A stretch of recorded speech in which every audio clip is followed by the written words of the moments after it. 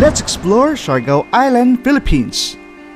Me and my friends departed Cagayan de Oro around 11 p.m. in the evening and arrived in Surigao City around 5 a.m. in the morning. However, we were unable to board the first trip to Siargao Island from Surigao Port. Due to the holidays, a large number of tourists are flocking to visit the island.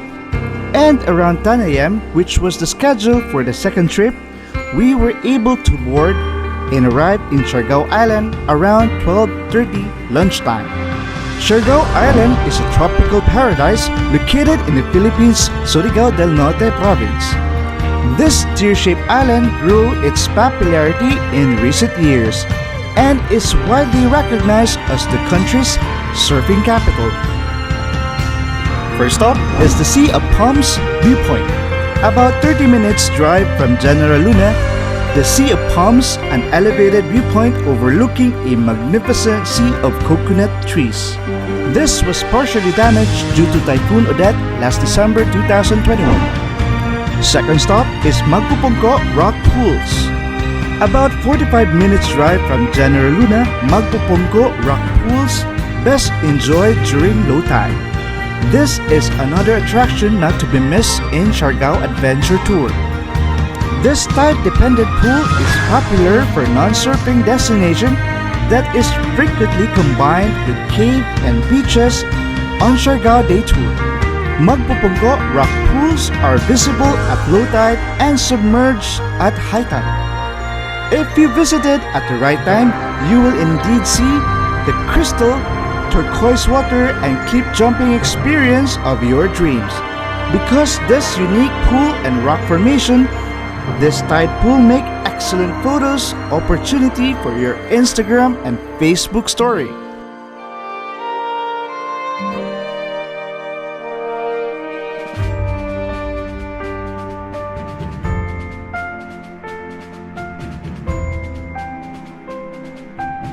You can cliff dive or explore the caves surrounding the crystal pool of Makupongko Rockpool Formation.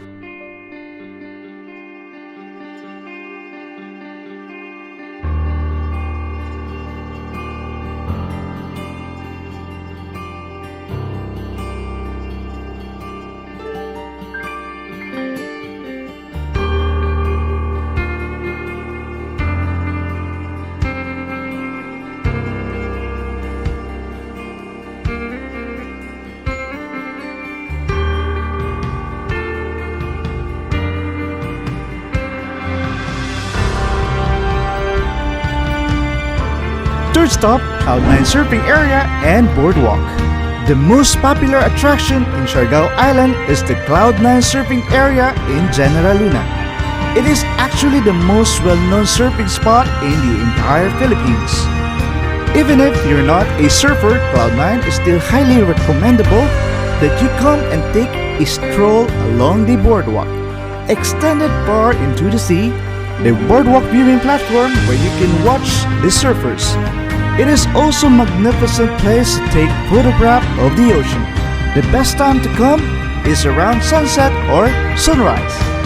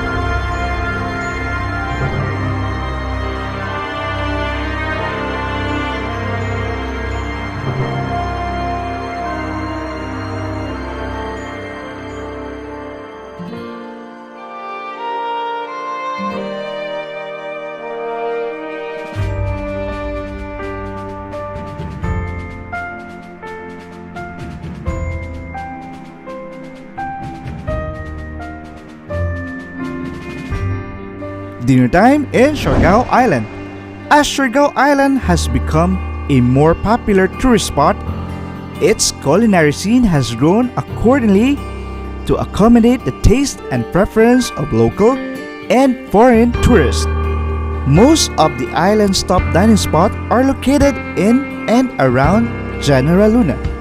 And try some traditional Filipino ihaw-ihaw and one of the delicious grilled in Siargao Island. Bibi's is located at the road going to General Luna.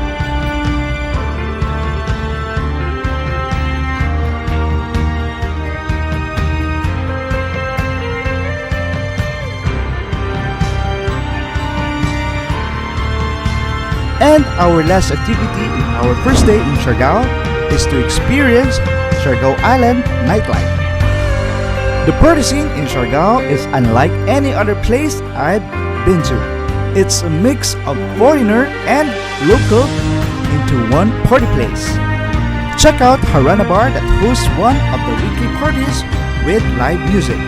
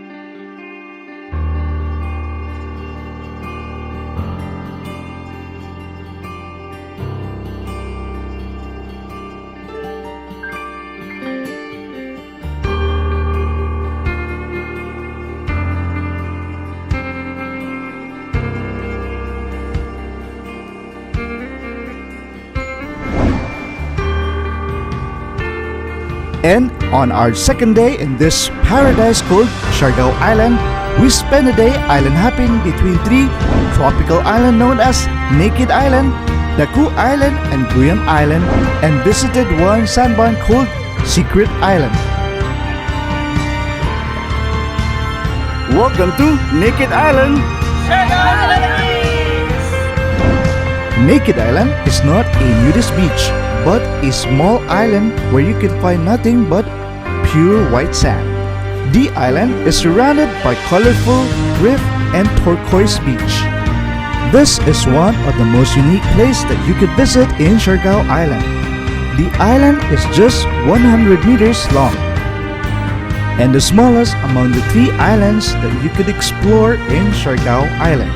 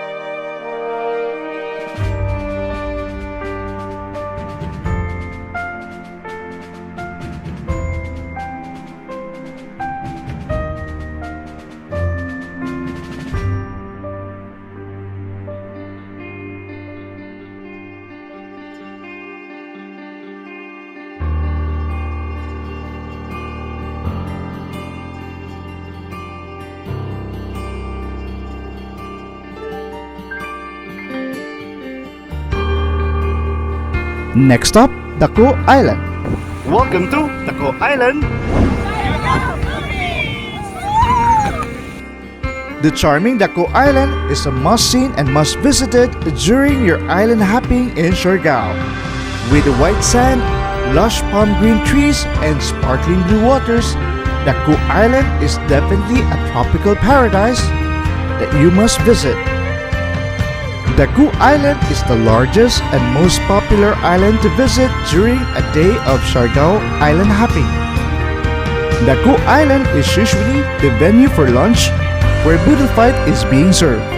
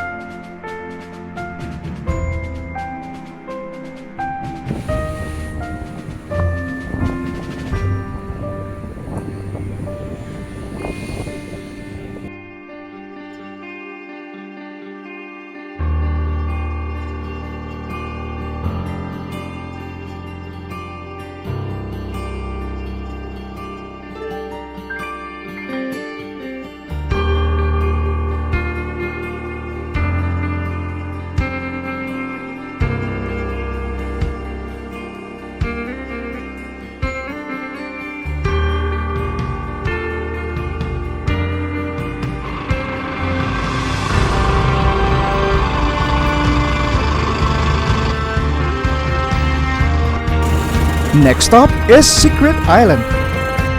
Welcome to Secret Island, Siargaophilippines! Secret Island is a sandbar located near Guyam Island.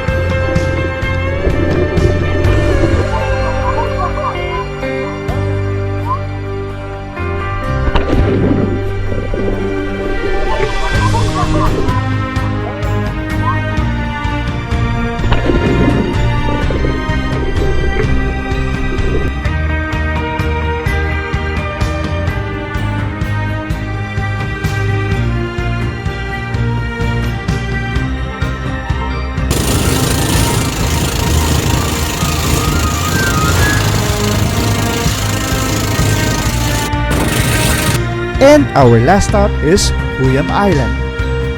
Welcome to Guyam Island. Siargaophilippines! Guyam Island is a tiny little island in the middle of the ocean. It's covered with miniature coconut palm trees forest and surrounded by glistering white sand and a shallow rocky reef.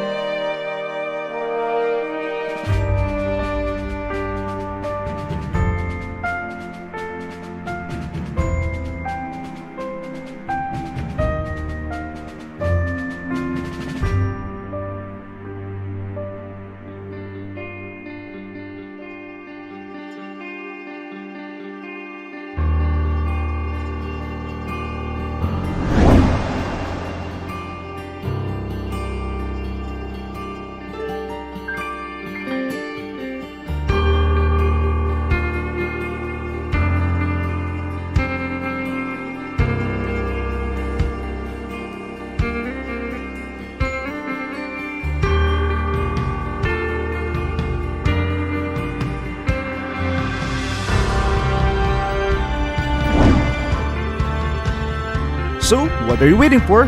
Join us in our next adventure and book your travel with NJ's Travel and Tours and Transportation Services. For more information, visit their Facebook page.